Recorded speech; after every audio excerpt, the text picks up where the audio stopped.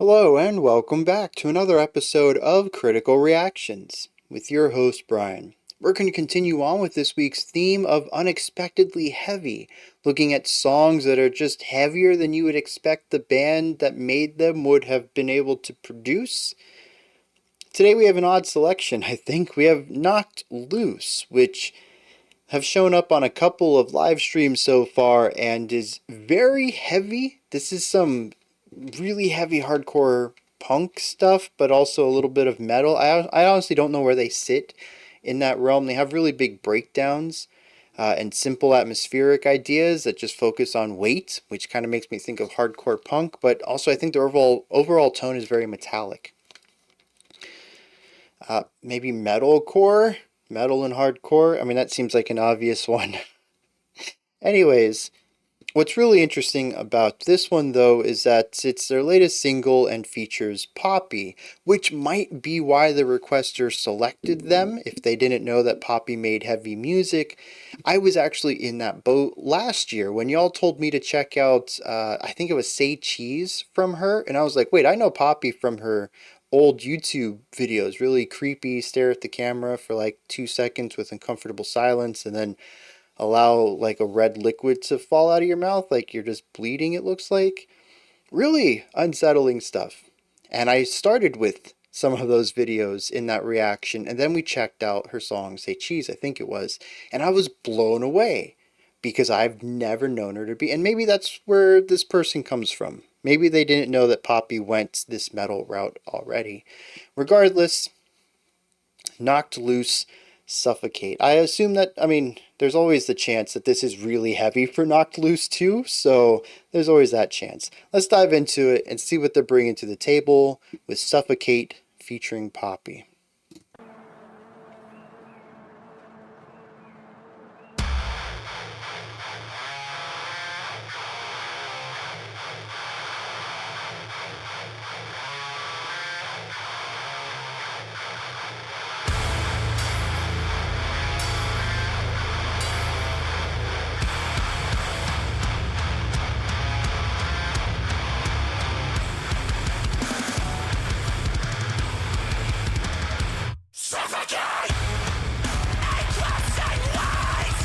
Yeah, this is exactly what I'm expecting from them.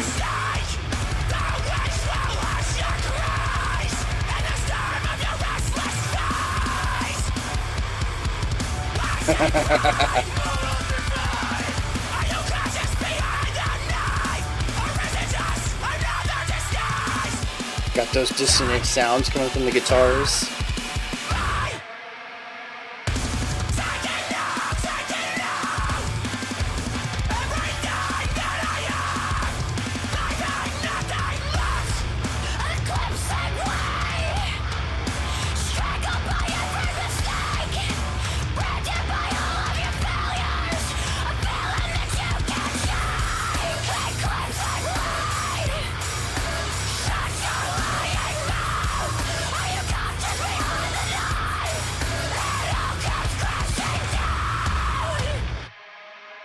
Burdened by our connection,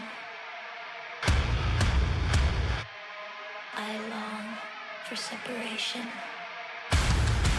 the waning glow, every breath tries hard to escape. The room is overwhelmed. Have you found your grave? Suffocate! Always ending their tracks with just really heavy breakdown sections.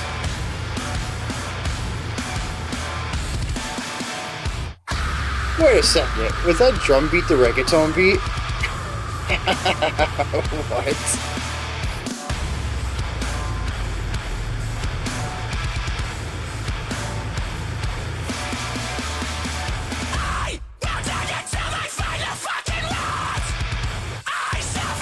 Phenomenal use of space.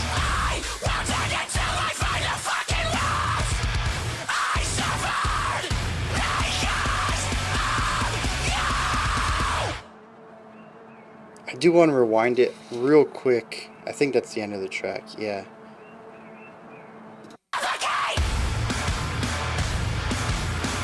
That is the reggaeton beat. And looking at this place, this is where most views happen. I'm sure a lot of people had the same thought, like, wait, I gotta go back and check that out again. These guys. Okay. Yeah, that's exactly what I was expecting for Suffocate featuring Poppy. Uh, she brings a lot of her style in here, especially the spoken word stuff. That's very Poppy. But yeah, that scream is also what I expected from her. And given that it was knocked loose, I didn't know which side of her vocals she was going to bring because she's done clean vocals as well. And actually, her latest album was mostly clean vocals. So it's nice to hear this return. I can't remember. We checked out Poppy with I can't remember the name. But the song was VAN, Violence Against Nature, I think is what it was called. And I think that was mostly clean vocals too. So again, it's nice to hear a return to this style, but this is not unexpected for me at all. This is exactly what I would expect for both of these artists. With all that out of the way though, let's dive into some analysis. It's knocked loose. It's funny because I was just about to listen to this on Sunday, and I remembered, wait, there's a chance I'm going to check it out this week. I know someone had requested it, and I put the album off.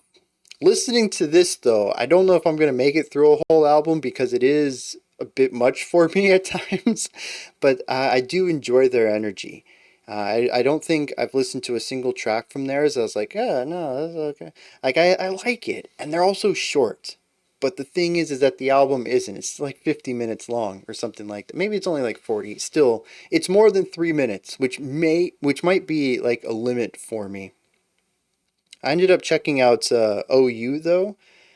I think it's a Japanese group, and they do like progressive metal. It was neat. It was a good album. I think it was called Chapter Two, Frailty or something like that. It was alright. Anyways, though, back to this. I was gonna listen to this album. I'm glad I didn't, so that I could get a fresh take on this. It's heavy. I don't really know any other way to describe it. There aren't really melodic riffs in here at all. I feel like I say that every time Knock Loose comes up. They just don't do melodic riffs. Everything is about texture for them, right? It's not about, do we use pedal tones? It's not because you want to use a pedal tone. It's because you want to juxtapose some of your higher notes with lower notes for an emphasis of weight, usually to emphasize the lower notes and have the higher ones be the secondary component. And we hear a lot of that in here. Boom, bum, boom, bum, boom. I mean, even going with the reggaeton section there, the guitars leaned into that rhythm as well and stuck with a lower note and a higher note to bring this super weight, this real big weightiness on the lower end, and then a little bit of levity for contrast purpose only. That higher note could be literally anything. And it would have served the same purpose. The song wouldn't have really felt any different. The purpose is just contrast against this low tone. So, yeah, the more I think about the riffs in general, none of them really seem to focus too much on pitch. Yeah, we could change the key and transpose these notes, and other than the general range, the song itself really isn't going to change much. The pitch just really isn't that important at all. It's all about weight and again, texture, which a lot of that comes from the guitar tone, the fuzziness, the distortion, the EQ on it, really focusing on some of the lower end parts of these pitches. We don't have anything that really emphasizes anything other than those two components coming from the bass and guitar. Now, the drums, they do change up a little bit. We have our breakdowns, which are slower, less notes, but we also have some really punky sections coming in, like the transition out of the first verse, and then our chorus has a bit more energy to it. But again, it's not really about syncopation, it's not about complexity. A lot of it is still very snare and bass driven, and then there is one cymbal usually utilized along some sort of pattern on the snare and bass in order to create a backbeat. And that's really it. There isn't a lot of complexity to it. It is just, does this part need to feel fast? Okay, I'll play something punkier. Does it need to feel slow and heavy and like it has weight? Okay, I'll play every once in a while, just like smash, smash, just heavy hits with a lot of space between them. And then, of course, the vocals are just really aggressive. The shrillness of them going for as high of a pitch that they are, and then putting the compression, the fry on top of that, which Poppy emulates very well. Both of them have a similar harsh style. It is just a sound that doesn't sound good. It is gnarly. And when I say good, I don't mean that it's poorly done. Or the opposite. And when I say it's not good, I don't mean it's done poorly. I mean it's just not pleasant. It is a very harsh sound. And I think it's really interesting that the whole band is focused on this low end element and the vocals are just soaring above that, but not in a beautiful way.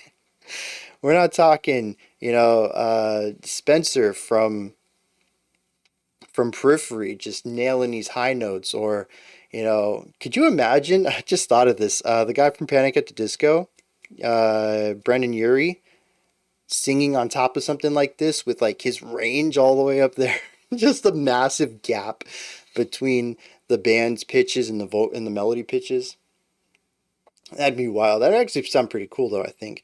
But anyways, it creates this massive gulf between these two. I don't think I really picked up on that while I was listening to it, but talking about it, yeah, it's pretty cool how that happens. But it's still just a filthy, gnarly sound, and it just adds to the disgustingness of the entire track. Then we just add in dissonance of stuff like guitar tones, where they'll just play two notes really close together, and the distortion and overdrive is just going to amplify the clashing of those sounds and create those really gnarly harmonies. I mean, and you get knocked loose. That's like how this band works. How gnarly, heavy, and disgusting can we make a sound? And that's a knocked loose song, honestly. I think like all three or four that I've heard so far can all be described as that. Now, what I really liked was some of the switch ups at the end. During the bridge, we did have Poppy come out with some clean vocals. We eventually layered some harshes on top of that.